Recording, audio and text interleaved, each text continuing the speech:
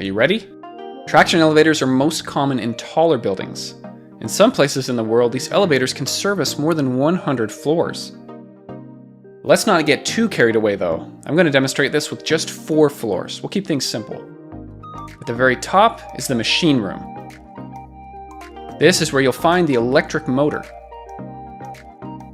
The motor pulls the cables by turning the sheave, which is basically a special kind of pulley. On one side, the cables go down and attach to the cab, and on the other side, it attaches to the counterweight. The counterweight moves opposite to the elevator cab.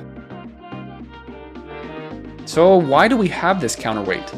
Without the counterweight, the motor would have an enormous amount of tension on only one side. It would have to work a lot harder to lift or lower the cab. The counterweight makes it so that there is less strain on the motor. All it has to do is tip the balance so the elevator moves up or down. The counterweight will weigh as much as the cab when it's about halfway filled up. Ideally, the system will work best if it's perfectly balanced, but this won't always be the case. The weight of the elevator cab will frequently change. This is the controller box. It's like the brains of the elevator, safely moving it up and down.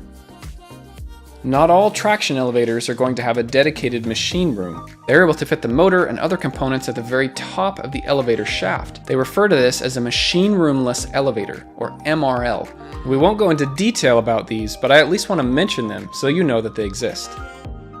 Elevators have many safety features built in to protect the passengers riding in the cab. First, you have the machine brake. This is used to stop the spinning of the motor and hold the cab steady. There are usually at least 4 cables holding up the cab, sometimes as many as 8 cables. Each of these cables is strong enough to hold the weight of a fully loaded elevator. The likelihood of all of these cables snapping is very small, but if it did happen, you would still be safe. Let me show you. Do you remember Mr. Otis's safety mechanism at the beginning of this video? The modern version of this is a little different, but the main idea is still the same.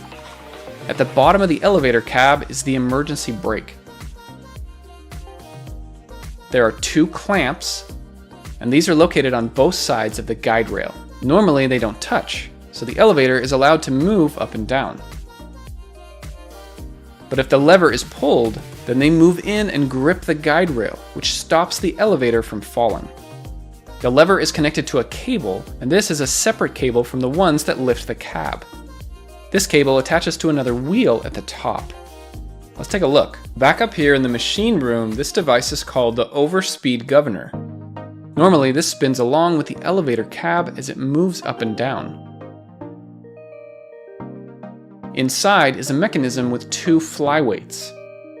Let's say, for whatever reason, that the cab starts to move downward too quickly.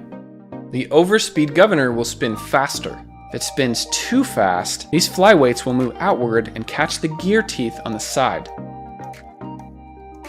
This will stop the spinning, which stops the cable, and the weight of the cab now causes the lever to go up. And there's clamps on both sides of the elevator which firmly hold it in place. Now, if you do happen to get stuck in an elevator, don't try and force the door and climb out. Press the emergency call button to get connected with someone who can send help. Let's talk about that door mechanism. There are essentially 2 doors on an elevator.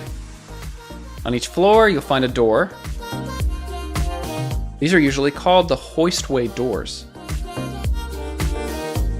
And then on the elevator cab itself, you'll find the cab door. So when these are together, we have the cab door and the hoistway door. We don't want either door to open unless the cab has come to a complete stop at the correct floor. These doors also have sensors so they won't close if something is in the way, and the elevator won't start moving until the doors are completely closed. Let's look at just the cab for a minute. The door operator is located at the top. This turns some gears, which pulls on the lever, which slides the door open. Notice how each of the hoistway doors does not have a way to open by themselves. The doors can only be opened by the door operator on top of the cab. When this opens, it will pull the hoistway door with it. Each of the hoistway doors has an interlock. This ensures that it won't open until the cab is right behind it. Let's look at the mechanism. Each hoistway door has a beak. When this is down, the door won't open. Push up on this bar and the beak goes up. This allows the door to open. Down below, you'll find two black pickup rollers. Push the one on the left and it rotates, which pushes up on the bar, which unlocks the door. So, how does this get unlocked then? Well, I'm glad you asked. On the cab door, there's a piece called the clutch. As the cab moves up and down, the clutch moves right around the rollers. When the cab stops, the cab door will open. The clutch will push on the pickup roller, which will unlock the mechanism. Both doors can now slide open together.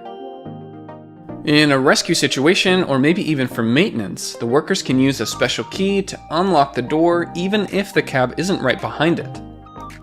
Now, a key like this should only be used by authorized personnel who have a good reason to be opening the door.